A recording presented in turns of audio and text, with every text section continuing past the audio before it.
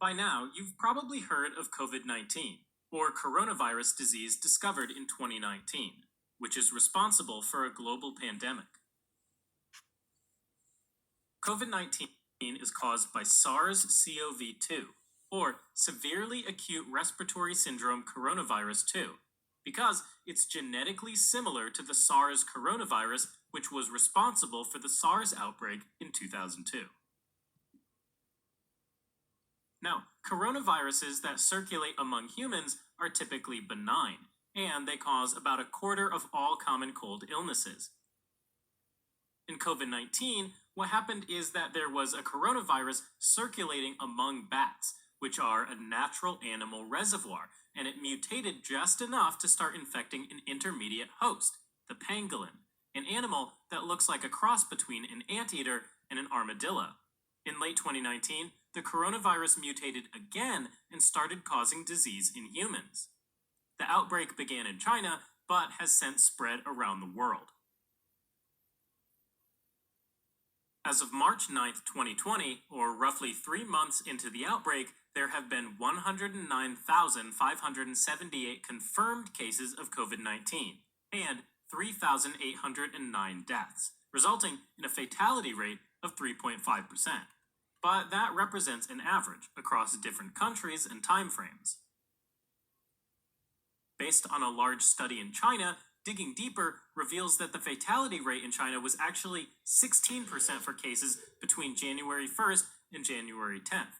But then it fell steadily over time, until it was only 0.8% for patients with symptom onset after February 1st. There are two main reasons for this. First, the hospitals and clinics were initially overwhelmed and couldn't manage the disease. So both patients and healthcare providers were getting severely ill and dying. But within a few weeks, with better equipment, testing, and processes in place, the healthcare system responded and brought down the fatality rate dramatically. Now, as a point of comparison, the flu typically causes a fatality rate of 0.1%. So even based on this data, COVID-19 is still 8 to 35 times more deadly than the flu. It's also worth pointing out that for COVID-19, the mortality rates differ by group. So, for example, if you split things out by age, you can see from this table that fatality rate is relatively low if you're below 60, with no deaths seen in children 9 and younger. But then it starts to really climb up for the elderly, so they're really the ones at highest risk. Similarly, the fatality rate is higher for folks with hypertension, diabetes, cardiovascular disease, chronic respiratory disease, and cancer, relative to folks without any of these conditions. And of course, a lot of the elderly typically have one or more of these conditions, so it's not surprising that they go hand in hand. Now, although the COVID-19 pandemic is still ongoing, the good news is that in China, and also in South Korea, the number of new cases per day has dropped off, largely due to the aggressive public health measures like quarantining, aggressive testing, and ensuring hospitals have the right equipment and staffing.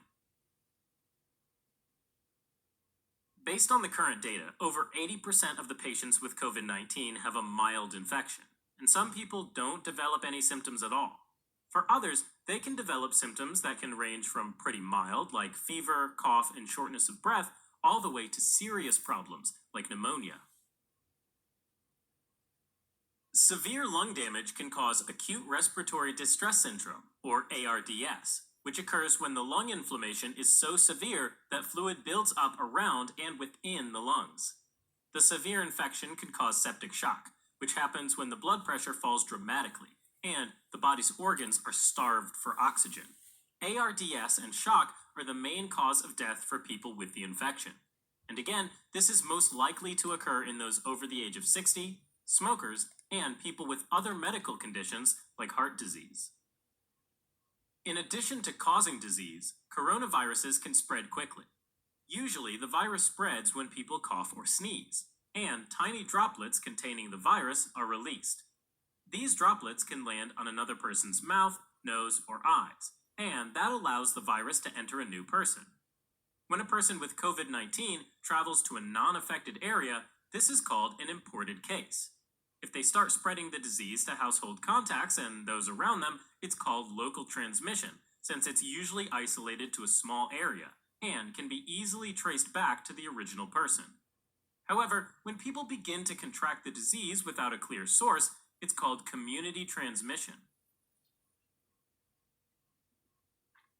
To prevent or contain community transmission, some schools and businesses have shut down, and some conferences, sporting events, and other large gatherings have been postponed or canceled. Once a person is infected, symptoms develop about 5 days later. This is called the incubation period. Now, there's debate about how much asymptomatic or pre-symptomatic people, which is to say, folks that are in the incubation period, are spreading the disease. And it may be much more than what we originally thought. Viruses are given a reproductive number, or R0, based on how quickly they spread. And person-to-person transmission has been confirmed both in and outside of China. An R0 of 1 means that an infected person passes it on to one new person.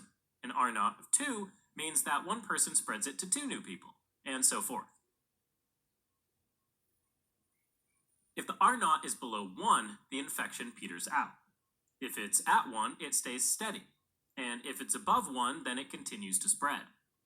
The current estimate for COVID-19 is an R0 of 2.2. As a point of comparison, the R0 of the flu virus is about 1.3. So COVID-19 spreads quite a bit more easily. To confirm the diagnosis, a reverse transcription polymerase chain reaction, or RT-PCR test, can be done, which can detect very small amounts of viral RNA. It's worth mentioning, however, that early in the disease, the RT-PCR can often miss the infection altogether, meaning that it's not very sensitive. So, if severe pulmonary disease is suspected, a chest CT should also be done to help detect the presence of viral pneumonia. It's also important to look for other causes of similar symptoms, by doing things, for example, like a quick flu test or a respiratory viral panel to look for alternative causes of the symptoms. Treatment is focused on supportive care, such as providing fluids, oxygen, and ventilatory support for really ill people. There's also early data showing that remdesivir, an antiviral drug previously used against Ebola, can be helpful, and it's being tested in large-scale clinical trials in the US and China. Unfortunately, there's no vaccine currently available to protect against COVID-19. Having said that, there are some being researched, including one that is in clinical trials and will likely be ready by 2021. So, the main goal is to avoid person-to-person transmission. In areas with community transmission, anyone with mild symptoms, regardless of whether they have been diagnosed as having COVID-19 or not, should wear a mask, and they should self-quarantine within their home. If those symptoms worsen, they should call their clinic, or use telemedicine to talk to a clinician. For people with symptoms that live with others, or even with pets, they should self-quarantine in a separate room, and use a separate bathroom if possible. And they should avoid sharing household items like bedding or eating utensils. In fact, there has been a confirmed case of human-to-dog transmission, where COVID-19 went from a person to their pet dog. However, the dog didn't get sick, and there's no evidence that pets can spread this disease or become sick. So it's not necessary to take measures against companion animals. Finally, anyone with symptoms, including children and younger adults, should not attend school, work, or any other in-person gathering, and should avoid travel. Now, for individuals that don't have symptoms but are at higher risk, like those over age 60 and people with a chronic disease, the recommendation is that they also self-quarantine to avoid the chance of getting sick. Self-quarantining requires keeping a few weeks' supply of your medications, groceries, and household items, as well as having an emergency contact person. Coronaviruses don't usually spread over long distances in the air, but they can get flung from one person to another on tiny droplets of saliva when someone's coughing or sneezing. In addition, some strains of coronavirus can survive on surfaces for over a day. With that in mind, if you're a healthy person living in a non-outbreak area, The recommendation is to avoid travel to disease outbreak areas, generally stay away from crowded places, and stay at least 6 feet or 2 meters away from anyone with symptoms. Wearing a surgical mask is not recommended because they're meant to catch droplets from a cough or sneeze going out, rather than preventing you from breathing in the virus. Similarly, wearing an N95 mask is not recommended because they're only meant to be worn by healthcare workers. In addition, cleaning and sterilizing frequently touched surfaces like toilet seats, door handles, phones, and keyboards is also a good idea. As always, careful hand washing is key, and it should be done with soap or alcohol-based hand sanitizers and scrubbing for 20 seconds. Also, avoid touching your eyes, nose, and mouth.